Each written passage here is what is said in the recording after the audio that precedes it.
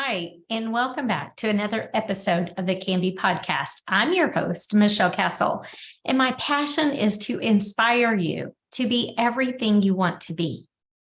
Today, I have Coach Roland Cochrun. He is founder, speaker, and executive coach for InDesign. He has traveled full-time around the world for the last couple of years. I'm serious, the world. He's gone to some incredible places, just experiencing life and developing out this really unique coaching experience. His retreats are much like my retreats, and our conversations are so similar. So this was a really fun episode. I hope you enjoy. We both talk about what it's like to really live your purpose. You were designed to live it and build a business around that. Let's get started on today's episode.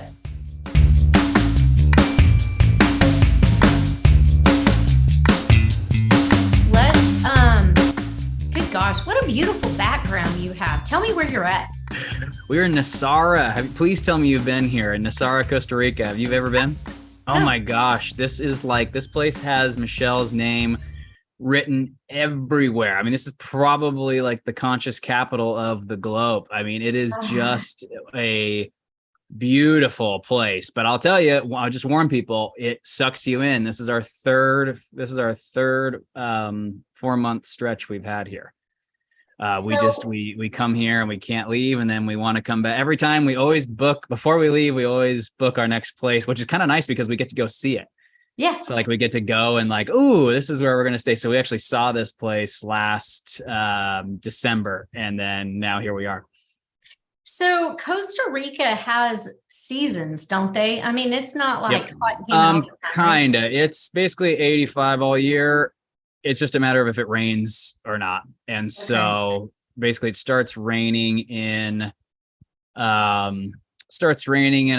I don't know, probably May, and then it rains through October. So you really don't want to come here before, you want to be after November, but before our summer. So I've been to Costa Rica, and I can't even tell you where we went, because I flew in, we hopped on a shuttle, we went to the Four Seasons, and then we hopped on a shuttle and we flew out. Mm-hmm. And I just remember it was hot, and it was like the fake Costa Rica. Like, what drives me crazy is whenever you travel and you don't really experience where you've been. But so many times I have it, and you and I've talked about this before. I put things on my calendar where it looks like, based on the calendar, it would fit. Right. And then you're following the prescription of your calendar. And for me, that calendar is really how I live the life I want to live. I mean, I like put this beautiful calendar together, but then you can't really be present in the moment because you're trying to follow the calendar. Sure. And I do for my trips, like I'll fly in, fly out, and it looks like just we're going to have plenty of time. And then you get there and you like feel like you barely get to a place of relaxing, and then you're back on an airplane again. Right. And you didn't even experience the culture. I tell people 21 days, and I know that sounds like a lot for folks, and I'm not saying that it's not, but I did my first 21-day vacation when I was, when was that? I think it was my junior year of college. And there's something right around that like day 20 to 23 range where when you get there, you're so far away from when you're leaving that you don't even think about it. And the cool thing is, because like in your mind, it's like, oh, I don't have to go home for a long time. Mm-hmm. Even up until the last day or two, you basically stay there. Whereas I find if you go for like even 10 days, it's like, ooh, first two days you're winding down. Enjoy yourself for like 4, and then like you start to feel the case of the Mondays creep up on you in your last 3 days, where, and even though it's a 10-day vacation, which is, a good length. Yeah. But there's something about that 20-day mark where, oh my gosh, it's like, oh, I'm not going home forever. I don't have to be in a rush. And the second you recite that mantra, you enjoy the vacation so much more. So that's always, I always tell folks, if you can pull that off, it's the way to do it. I am always dreading the travel. I always look forward to going somewhere, but the the destination is what I Right. look forward to. It's not the exercise of the travel. Right. And so, yeah, it's really hard to relax when you know you got to pack back up. And, for me, I typically give myself 3 or 4 days. It's so Mhm. dumb. I mean, I go to Mhm. these beautiful places and I give myself barely any time to go see it. It's crazy. Um, but I do that in my daily life too. Sure. I mean, just because it fits on your calendar doesn't mean it fits your life. I think that's my Well, new. and it's tough as a high achiever, right? Because you want to accomplish as much as you can, and that includes everything, right? That's income, that's your the house you want, that's and what you find is there's a brilliant book, and for those that haven't read it, it's called 4,000 Weeks by Oliver Berkman. It broke into, and I have an epic top 20. I basically, for those who know me, you probably have heard me say this before. I read the same 20 books on repeat. It's rare to add to that top 20. Really rare, because I've just found these 20 and they're so good. I'll give you, actually, for the listeners, I'll give you, Michelle, a list of those books. I Yeah, have that's them what I on was like going to a say. link. I think I need that list. Yeah, I'm I'll curious have now. I'll have a link that I can give to you so that you can read them. They're the best. I mean, literally, these books will change your life. There's no need for any more books. But Oliver Berkman, he broke into that top 20. I almost put it like my book number 3. I mean, and this guy came out of nowhere. He's never written a book before, came out of nowhere, and he wrote it during the pandemic. And it's a book. It's called Time Management for Mortals. And the irony is, he was a time Management for what? for mortals. That's what I thought you said. Okay. And he, the irony is, he used to be a time management specialist, and these corporations would hire him for millions and millions of dollars to come in and make their companies more productive. And the funny part is, after doing that for years and years and years, he writes this book, and he quits his job in the pandemic because, well, he lost all his contracts, and he's like, Yeah. you know what? He's like, Quit him. and he's like, this is so stupid. And so he wrote a book about how time management actually works. And the book will shock you. But it was a really influential book in my life, because the things he says are so true, right? And the one thing I'll clip from his book that he brought out, which was really great, he talks about FOMO, and he goes, the irony of FOMO is, by the time you pick something, you're always missing out on everything else besides you pick. And so it's kind of the theme throughout the book is, you got to pick, and that's just the way that it goes. And for you to not want to pick or try to pick 2 things, he just talks about the insanity of all of that. So I empathize with what you're saying, because as a high achiever, we want to have it all. And you can have it all. And especially as somebody who's self-confident, you start to believe that you can have it all. Well, the hard part is, what's all? Because what I started finding was, is all a 3-day vacation, or is all a 3-month vacation, right? And so the hard part was, I had it all, but then when I had it all, I didn't feel like I had it all. And so that was why we've kind of been screwing around with what all is. And so that's why we started traveling full time for the last 4 years and 2 months now, to have that experience. And I'll tell you this, to everyone's shock, we're just tired of it. I mean, I'm done being on vacation permanently. As humans, we're not wired to be on vacation forever. And so it's been a great few years, but at the same time, just like everything, it gets old, just like everything. Yeah. Well, I think change is just good. Change is just good. But having those roots, I mean, even if you were doing all that traveling, but you had a home that you came to for several months before you went again, at least you have that foundation. Like we're still going to travel when we're building a house. We're building a house right now. And when it's done, I think we'll still probably take off for the month of August somewhere, go to Europe or something for, a month. But yeah, I'm just ready to, I love my work. I've fallen in love with writing. I like people. I like hiking. There's so many things that I like that, get interrupted when you choose to be on vacation full time. Absolutely. Absolutely. Well, and it's so funny because we all think, travel, that's got to be a dream. Well, of course it was a dream, and that's a dream that you lived for a little bit. The dream when you can't travel. And then when Yeah. you are full-time traveling, you have a different dream Yeah. because you're stuck on vacation, right? Yeah. And it's really fun. I mean, you can be it all, you can have it all, you can do it all. But that's what's so fun about life. So you do it for a little bit and then you go, all right, box checked. Yeah, Now you do it until something it's not, Yeah. until it doesn't do it for you anymore. And there's no shame in it. No. Right. And that's the big thing. I think a lot of people, there's a lot of shame around it, right? Oh, I was supposed to be happy when this, and Well, now I've gotten, your life that you have. I don't know how you manage it. There's a lot of people who get themselves into a Michelle-like life where you're just a total badass and you're killing it, and they're dying inside because you're born to do it. I know if I had your life, Michelle, I couldn't do it. I can't do what you do. You just do too much. I can't do it. Well, we can unpack that. You can put your coach's hat on in a minute, but I'm a great Mimi, but I'm not a great full-time Mimi. And I did it for 5 days in a row. And there's one thing I did learn well, number one, there is a reason that you have kids at younger ages and not at 50 something. Sure. I mean, God knows. But no, I mean, it energizes me, but I have to be very protective of my energy and my time. So it seems like, and I do a lot of different things. I've got my tea line, I've got my daughter's store that I help with. I've got my the 9 grandkids. This little mortgage thing that you have too. You what?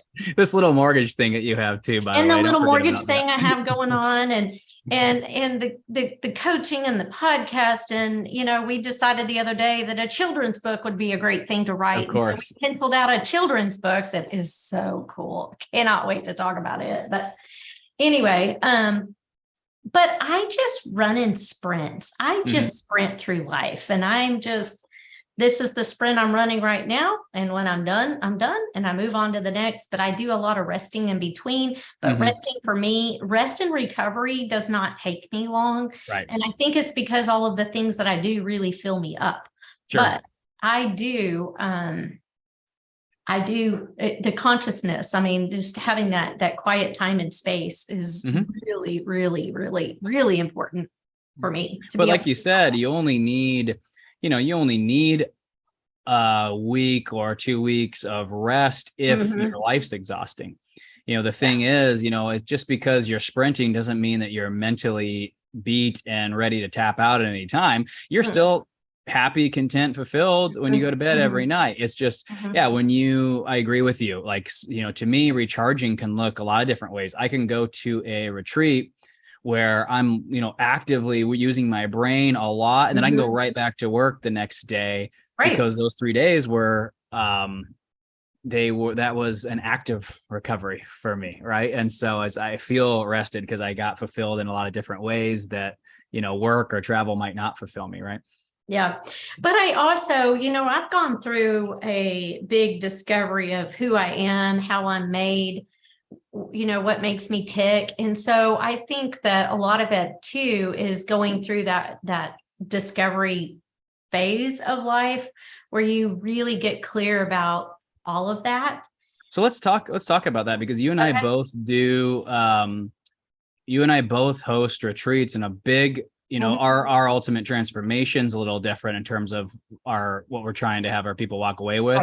Right. But we share a lot of common, I think, in order to get to that transformation, even though the transformation's different, I think a lot of the things that go into that transformation are kind of the same, because in order to build the life and calendar and schedule and practices that you want, you need to know who you are and what you want to accomplish. And then the same with mine, my transformation's different than yours, but in order to get mine, the same thing. I mean, you can't get there until you know who you are, what's this thing you're passionate about, what's the change you've been designed to make. Because without knowing that, that fulfilling career and fulfilling life that you want, I mean, that you get, you're just on a chase at that point thing. with no destination. Right. If you don't stop and really figure that out. And that's exhausting. I'd love to talk about that. What kind of practices have you done personally? What kind of practices have you done with your with your girls on the retreat, ladies on the retreat. We're girls. We really Yeah, well, we turn to girls. You start out ladies and turn to girls. Yeah, we do. That's the fun part is by day 3, we're just silly, giggly little girls, back to our little kid self. For me, I remember 2018, 2019, I was really struggling with wanting to really retire, like figure out a retirement plan. And I had, I for years, I've been doing the 1 and the 3 and the 5 year plan. For once a year, I would sit down and I would pencil out my 1, 3, and 5. And I was at a point where my 5-year plan looked like retirement. And so really it's like who could continue on, because I've built this team. And if I do retire without a plan, that means a lot of people are jobless, which gives you this huge sense of responsibility for really, I want a parachute. I don't want to just jump out without a parachute. And so as I was going through that, it was very emotional for me because I was burnt out. I was tired. I didn't want to go on. But at the same time, I really felt sad about leaving. So I was going back and forth. When COVID hit, I won't tell the long version story, but when COVID hit, it really caused a lot of time to reflect and really pause because the whole world was on pause. And there was that whole sense of uncertainty. And it was just really through all of that reflecting that I had done where it's really asking those questions. What have I done with my life? If life is done for me, am I okay with how I've lived my life? Not from am I a good person, but, did I accomplish the things that I really wanted to accomplish? And if not, what are those things? And then just really reflecting back on as far back, I was 17 and pregnant. And so life kind of decided for me what it was, how I was going to start. I didn't decide that this is what I'm going to be one day. And I went to school and was that. And so really, it was really uncovering who am I? And as a child, what were my dreams? And then really building from there. So to answer your question, I think really those pause moments are very important. It's not very often that we have those pause moments, which is that safe space that I have created for us to get together as women and really unpeel all of those layers and really figure out who am I from a kid, starting with child play things, and just really going that far back to those formative years. That 5 to 13 age period. And so as professionals, so oftentimes we're so hard charged. We're chasing dreams and goals, some of which were ours, some of them are manufactured as just part of the life that we're living. And they're really not the dreams and goals that we really have inside of us. It's just superficial. And you don't notice that until you take those pause moments. And, there are times that people leave the retreat and they go, you know what, I've been in a relationship, or not necessarily a marriage relationship, but I've had some relationships that really aren't fulfilling. I have some habits that really aren't fulfilling. I am in a career that I really need to change up because it's not fulfilling. And so, it's been a fun journey for me in helping others really kind of go through that period of time that I went through, and to be able to do that within a 3 or 4 day period of time instead of doing it over the years that it took for me is really cool. It's like I created all the hacks to help them get there quicker. So, yeah.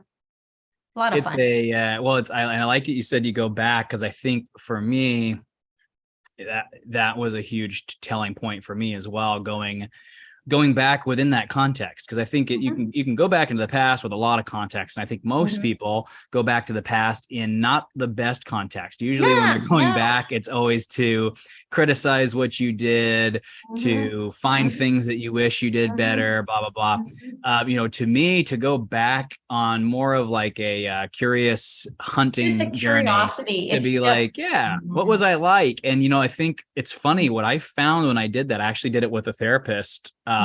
He did it on me. It was interesting. He went there to reframe some stuff to help me get over some things, but it was interesting when we were there and we were reframing it. Yes, he helped me with my relationship with the past, but you know what I saw when we were back there was a lot of these like patterns and trends of, I always seeked the approval and attention of my rich friends' parents, but not my broke friends, just my rich friends. And it was this pattern. And I look, and it happened again through high school, happened again through college, and happened again through my early career. I had this calling to get the attention of these individuals. Now, because I didn't really, now I'm aware of it in hindsight, but because I didn't really see that patterning back then, I didn't know that it was a thing that I needed to pay attention to. And so back then it was just kind of stuff. And I put myself in hell trying to keep up with it, right? Because how do you impress these wealthy people? Well, I thought I needed to show off. And so I exhausted myself making money and buying stuff to impress them. Yeah. The irony was, Michelle, I didn't want to show off because you know what's funny? Successful people actually aren't that impressed by that. Because in their world, they're like, money, that's not hard to make. And so here I am suffering and unfulfilled for decades. Literally, here I am 29. I was super blessed, retired at 29. I had a Wall Street company who bought my business from me.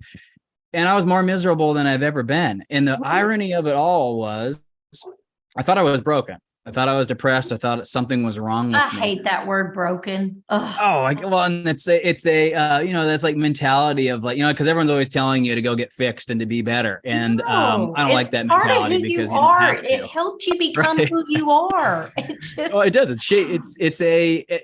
Because the irony is there's more to it. And what I saw was I wasn't getting attention from them for the things that actually make me unique. And so here I was buying shit and I wondered why it wasn't working. The irony was I wanted to create something for them that they wanted. And you know what they wanted? And it took me years and years and years and years and years to get there. You and I went to an Amplify together as I was finally starting to like find it and try to shape the terminology. I wanted to create a place for them to fulfill their full potential.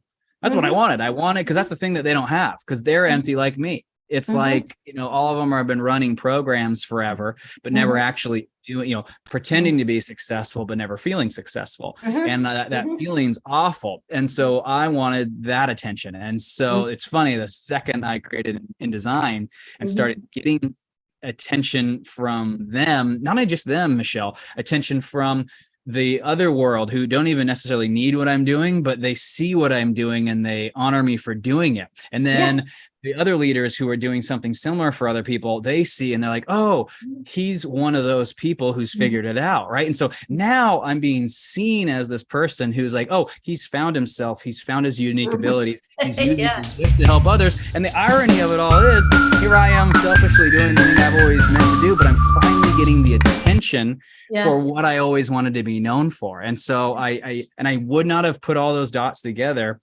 had I not gone back into the past with that curious mindset of, and I think why did I suffer? Right.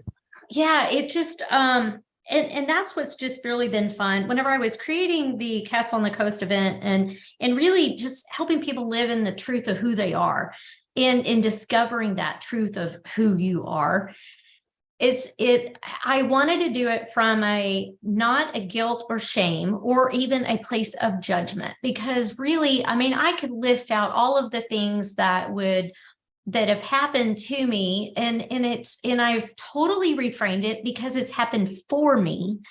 And I even really had to think, why am I at a place now where there's no fear of failure, because I really don't see failure as failure. I see it as another lesson learned. And so I think that that's why there's that safety net of knowing that failure is just another word. It's not a feeling.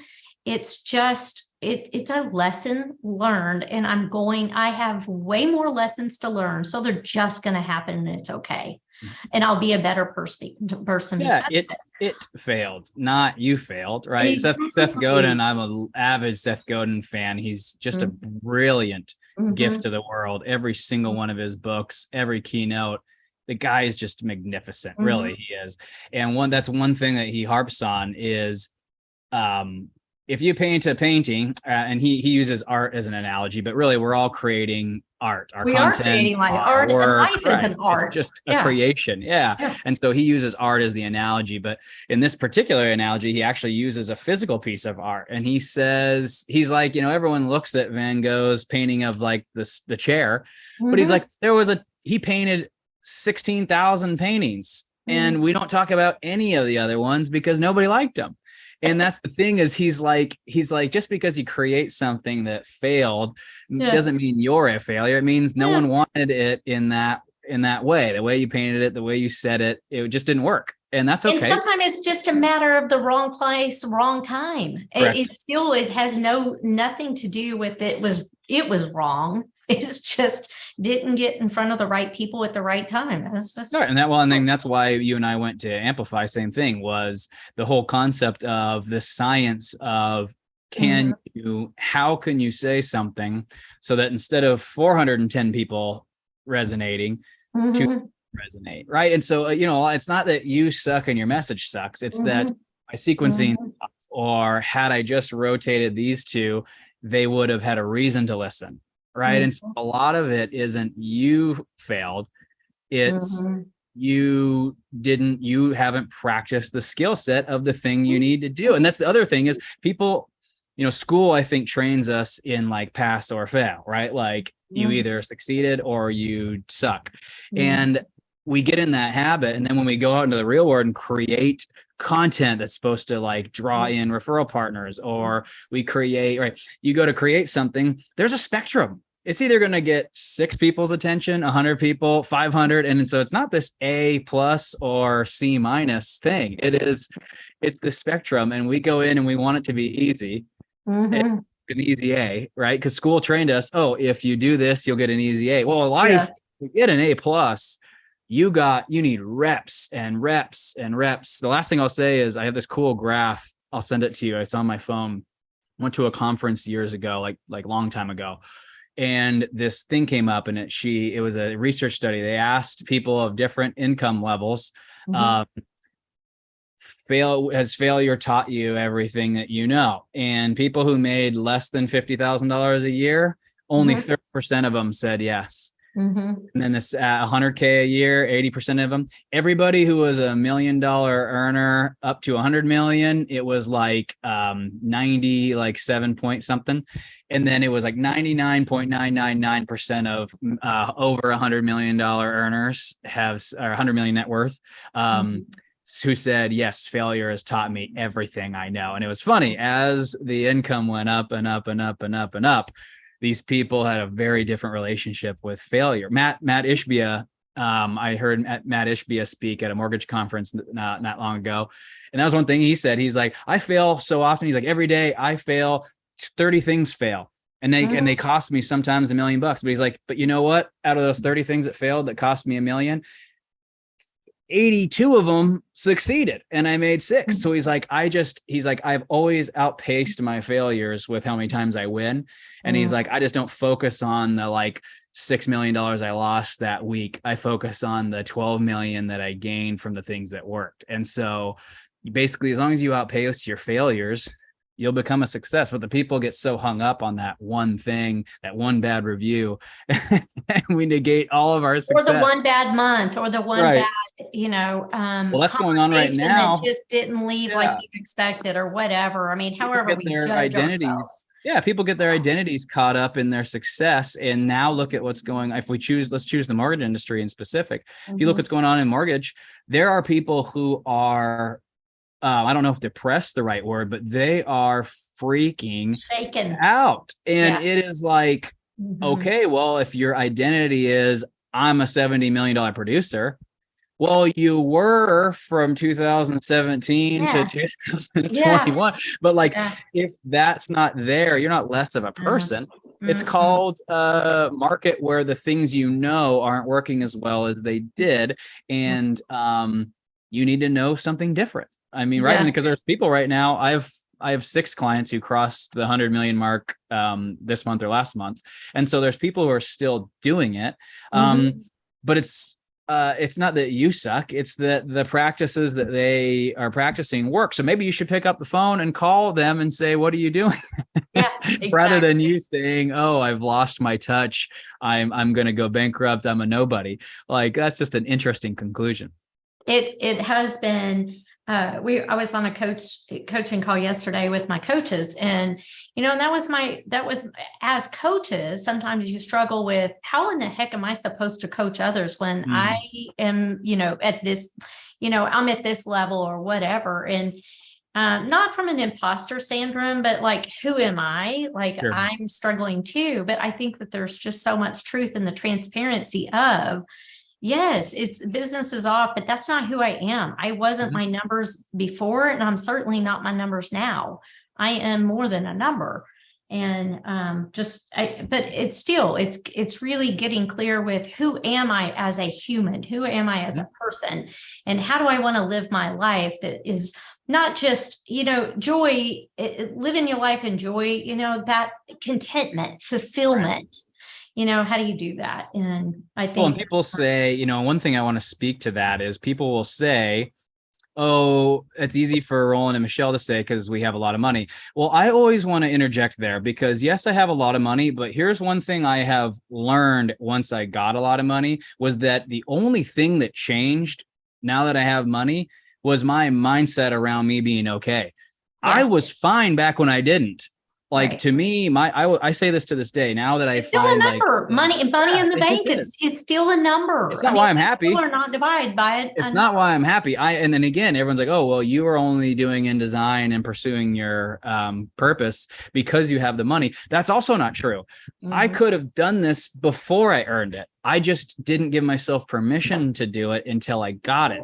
And so people always ask me, I tell them, if I went bankrupt right now, I would not go back into medicine and scale a medical practice and sell it like I did last time. I would move to India, get an apartment for $495 where I can be myself and live within my means until I can build back up. And a lot of people are like, oh, you moved to India? I could never because I don't. That's a personal choice. If you can't be happy unless you're in your 2-story house with your car, that's a you issue. That's not my problem. Yeah, I'm saying exactly. I know who I am and I want to do what I love. And I'm going to move and downsize wherever I got to go to be this person because this is what makes me happy. The second I go and get a job I don't want to do a bunch of things I don't want to do and do uncomfortable stuff, make phone calls I don't want to make, I'll be unhappy again. So who cares about the money?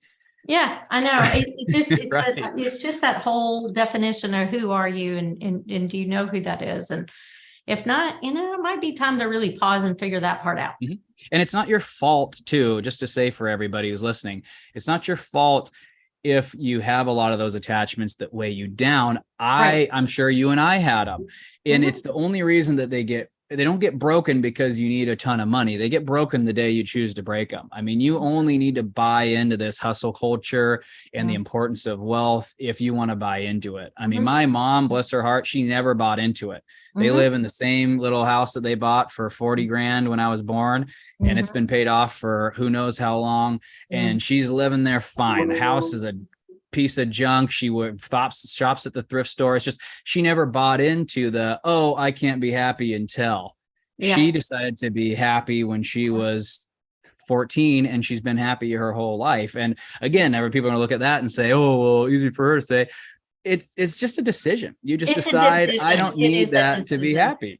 And I wish I had the strength that she had because I didn't. When I was 14, I said, I'm not happy because I'm a nobody and I won't be happy until I'm a somebody. And that caused me to literally hate myself and hate my life for decades. I just wish I didn't do that. Well, and there are, and I know for the sake of time, we got to wrap it up, but I fortunately or unfortunately, for some, you might be forced to make the pause. For me, it was COVID.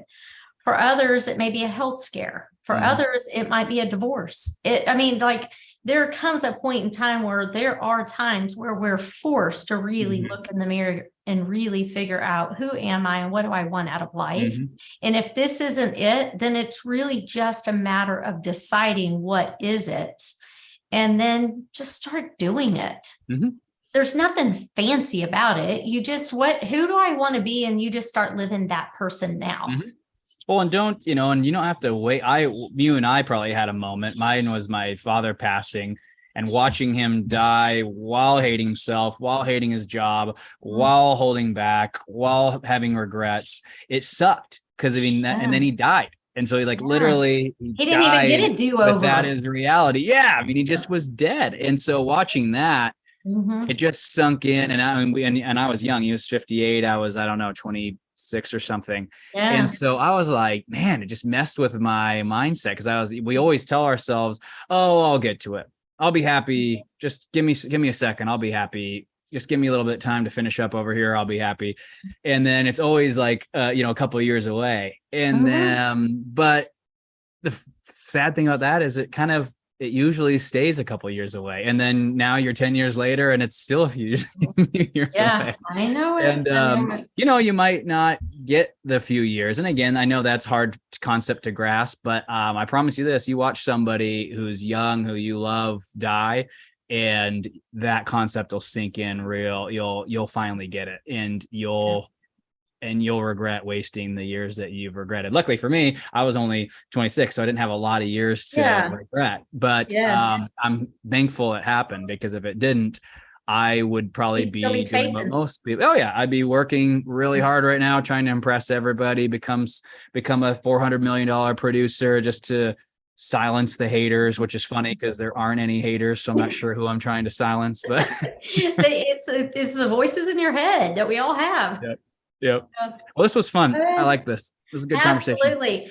I'm looking at those plants behind you. You're sitting by this beautiful pool and you got plants behind you. And then I look at my hair and I go, oh, that hot pink matches my hot pink hair. These. Yes, I know the listeners can't see it, but now they can visualize. No, I do. I love Roland's in Costa Rica, and he's got this beautiful pool behind him with a cabana and a hammock. And it's just a beautiful sunny day with all these trees behind him. And then I'm sitting here in my office, same colors, different environment. That's true. Between everything, you've got more color going on. I have the same colors you do. It's just different setting. Anyway, well, thank you for connecting. I know the last couple of times that we've talked, it's just by Zoom podcast recordings. I know. I have to get on a real call and catch up. But congratulations on establishing some roots. I know that's super exciting. I know. We broke ground last Monday, and so we have 2 years to go. And when it's done, I'd be happy to have you out. I'd love it. Yeah, and you've got an event coming up. When is your next event, and is it full? Yeah, so we're now running multiple. So I cap them at 15 people. I can't go any bigger than that, just because the nature of how it works. That's a sweet spot, I think. Yeah. And so we'll do a few combined events, just so that, because a lot of people know each other, because now that we have multiple events. But yes, the next ones are in the last weeks of Portland. I think we're almost full. I think we have room in one of the events for one person, and then we have room for two people in the 20th through 22nd event. I think we have room for two more. Where can people go for more information? RolandCochrun.com, Cochrun, not AN, or find me on Instagram, Roland Cochrun, and just shoot me a message. This will be posted on Instagram too. So. Yeah, awesome. The link there. But yeah, just so everyone knows, I no longer sell one event anymore. You have to come to all three.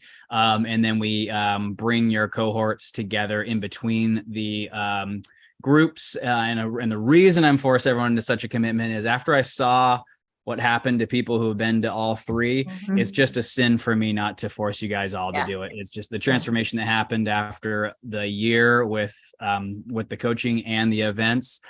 After seeing what those people became, I'm uncomfortable selling it unless everyone becomes that.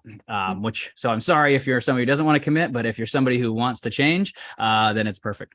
That's great. And I have an event coming up. I don't have any details, and I'm not scaled at that, to do those. So I'm not promoting those right now. I do have some women events that I do throughout the year, but I have not figured out exactly what that's going to look like moving forward, just because, like we said earlier in the episode, I wear a lot of different hats, and I want to do it without, I'm very protective of my time and energy.